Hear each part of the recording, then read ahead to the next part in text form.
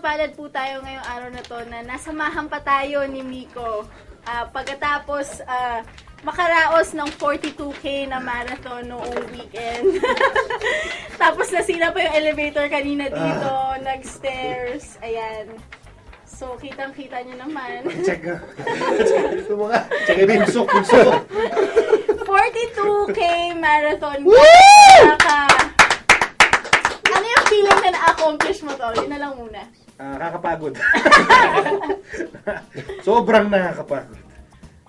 What's the feeling? No. Kasi balita namin nakapack up na lahat ng gumawa ng marathon sa ka Actually, natapos. tinayo na lang yung finish para lang sa akin. Wala na, nagligpit na eh. They told us, right before gun start, sinabi sa amin, your life will change. Wow. Forever. Sabi. Once you finish this race, you'll be a different person. So right away, ano nagbago? Ito nga, actually wala eh.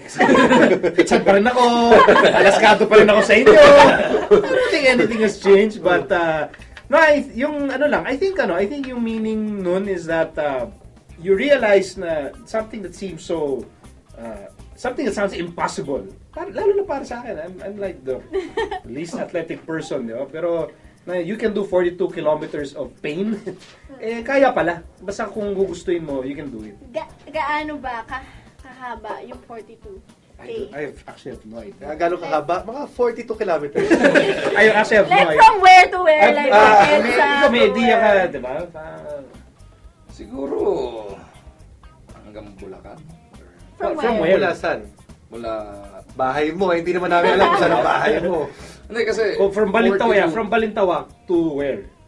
Balintawak hanggang Pulilan siguro. Or bago mag-viaduct. I'm guessing Ako ang tansya ko ata, mula Alabang hanggang bago ka umabot ng Tagaytay, that's about 42K. So Alabang to... lagpas pang Santa Rosa. Oo. Kahit na. Oo. Okay. At ba't nila alam yun? Kasi talagang tinatime nila yung sarili nila sa kotse. Oo, kasi 42. Sa odometer mo. Matakbo kang 80 on average, 30 minutes. May Bagay yan, short off maybe. I'm sure I'm wrong, but I think I try to sound right. Pero kasi diba itong marathon na to, actually it lasted 7 hours. No, for me. For you. May mga kilala ako, natapos sila in 4 hours kasi mas sila sa training. Magkakilala kayo, tapos iniwang ka? Oo naman. Actually, I'm actually part of a team. Yung team Run Toms. So, yung mga teammates ko, 4 hours tapos na sila. Wow. Ako, hindi ako gano'ng kabilis eh. So, Ang doble ang hakbang mo. ha? Skipping. Kasi partida nga, maiksi yung hakbang ko, partida pa yun. So technically, baka naka 84 ako. 84 kilometers. Pero ba't mo ginawa? Bakit? Ginawa ano dyan? Kasi kung para sa akin, parang suicide yun. Well, no, kasi I've been running, you know. Kita naman. Kita.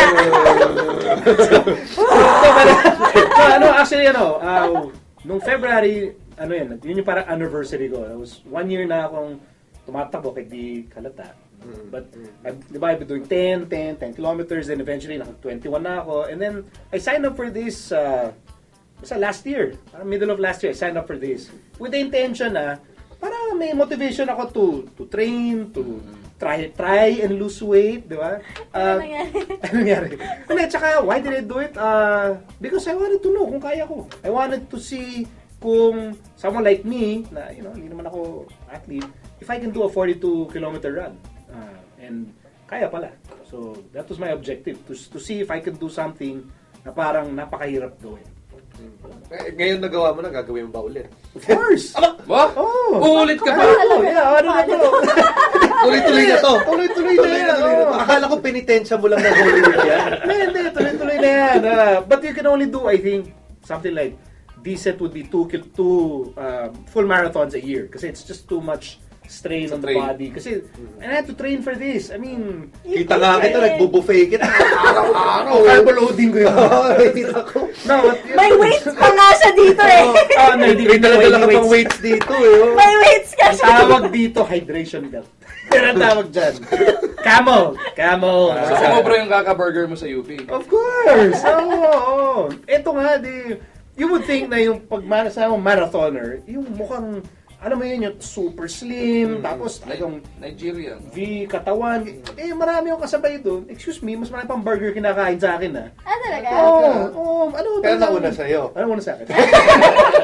Mahirap yun.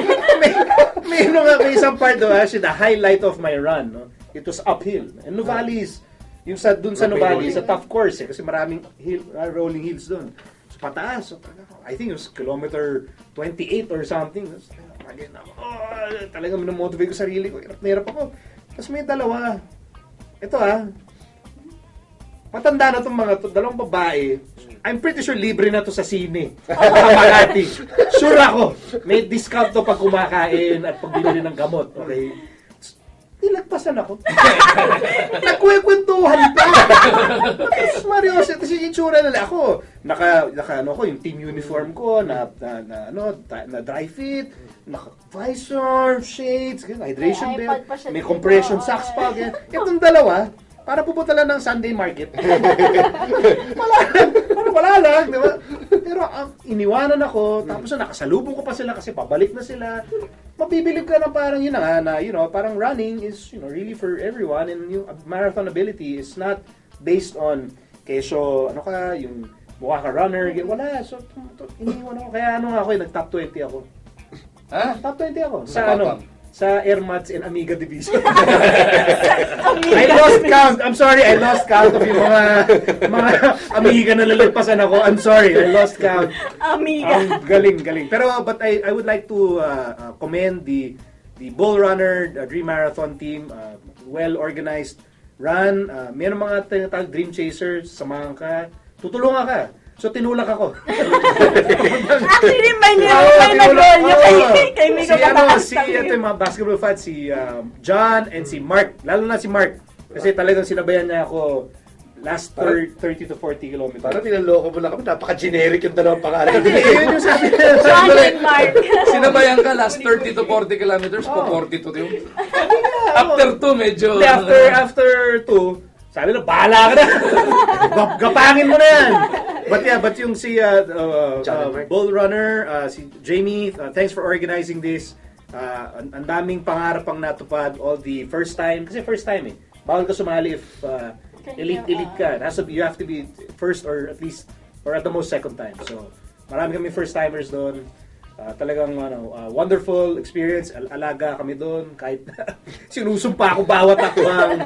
But we were able to do it kahit na hindi naman kami elite, no? Para ka na pala si Pacquiao ngayon. Bakit? Twice a year may laban. It just says na talagang nothing is impossible. Yes. So pag nakita niyo si Miko, konting tap in the back. Or push him in the back. Hindi, tap on the legs. Wag!